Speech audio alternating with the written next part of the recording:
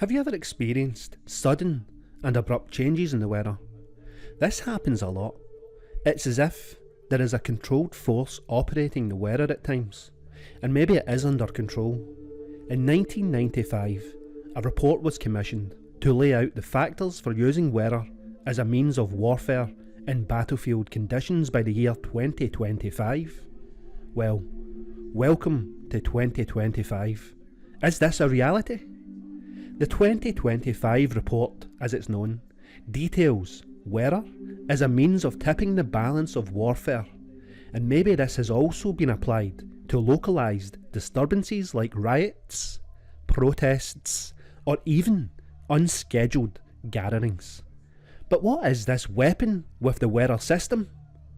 It is known as a force multiplier, and it is basically ownership of the weather systems.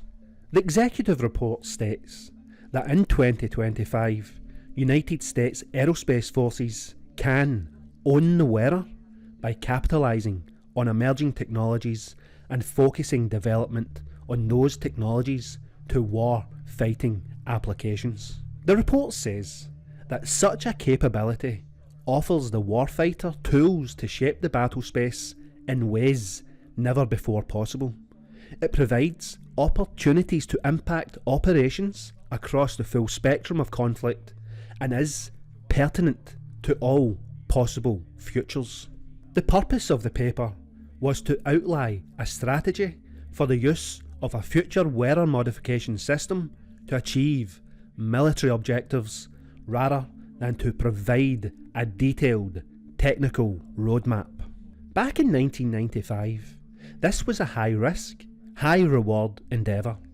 Weather modification offers a dilemma not unlike the splitting of the atom. While some segments of society will always be reluctant to examine controversial issues such as weather modification, the tremendous military capabilities that could result from this field are often ignored at their own peril. The report lays out how the weather modification would work to degrade enemy forces, flood their lines of communication, deny them fresh water, induce drought, and there's even a space weather part to disrupt communications and radar, and disable and destroy space assets. Where enemies are concealed with fog or under cloud cover, this would be removed to deny concealment and increase vulnerability to the enemies. 1995 technologies have matured over the past 30 years, and this now offers anyone who has the necessary resources the ability to modify weather patterns and their corresponding effects, at least on the local scale. Current demographic, economic and environmental trends create global stresses that provide the impetus necessary for many countries or groups to turn this weather modification into a capability. As global tensions rise and technological advancements accelerate, the 2025 report envisions a future where weather modification techniques are harnessed for military purposes. The idea of manipulating the weather for military advantage, this is not new. During the Vietnam War, the United States of America employed Operation Popeye, a cloud seeding initiative aimed at extending the monsoon season and disrupting enemy supply routes along the Ho Chi Minh Trail. This operation, though controversial, demonstrated the feasibility of using weather modification as a tactical tool. The Environmental Modification Convention of 1977 sought to curb such practices by prohibiting the use of environmental modification techniques that caused widespread, long-lasting or severe effects.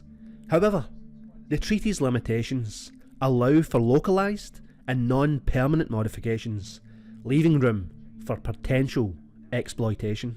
The 2025 report posits that by the year 2025, this year, advancements in nanotechnology and artificial intelligence could enable the creation of artificial weather systems.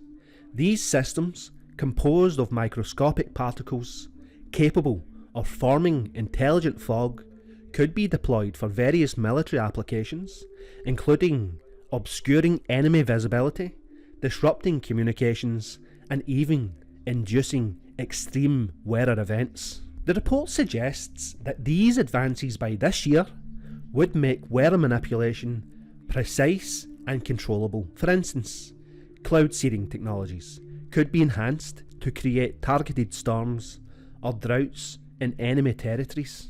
The report hypothesises that weather warfare would be used to destabilise regions, destroy infrastructure, or even create humanitarian crises without direct military engagement. For example, including prolonged droughts could cripple agriculture output, leading to food shortages and civil unrest. A force multiplier. This is a capability that significantly enhances the effectiveness of a military force without increasing its size. Weather, as a natural force, has always influenced military operations. Historically, armies have relied on favourable conditions to achieve victory. However, the ability to actively control or manipulate the weather would elevate it from a passive factor to an active tool of warfare. And it seems this is true.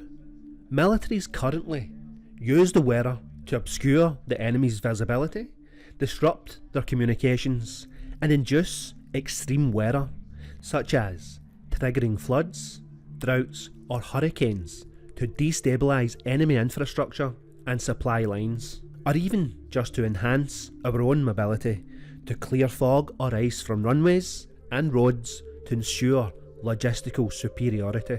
Projects like HARP, the High Frequency Active Auroral Research Programme, have explored the manipulation of the ionosphere for communication and surveillance purposes. Ethically, the weaponisation of weather poses a dilemma. Manipulating natural systems for military gain could have unintended consequences, such as exacerbating or causing harm to civilian populations. The potential for misuse is high, and a lack of international oversight could lead to an arms race in weather modification technologies. Altering weather patterns in one region could have cascading effects on global climate systems, potentially leading to unpredictable and irreversible damage.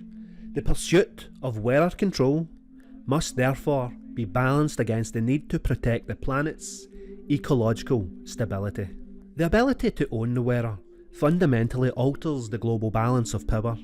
Nations with advanced weather modification capabilities would gain a significant strategic advantage, while others would become vulnerable to new forms of coercion.